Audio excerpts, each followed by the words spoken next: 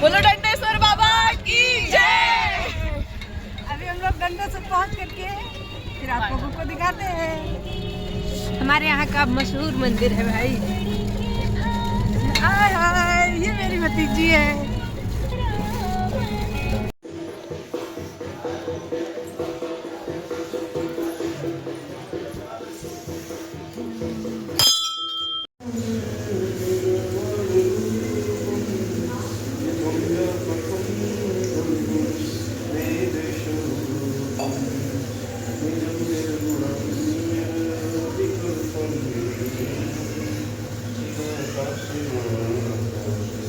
हमारी भाभी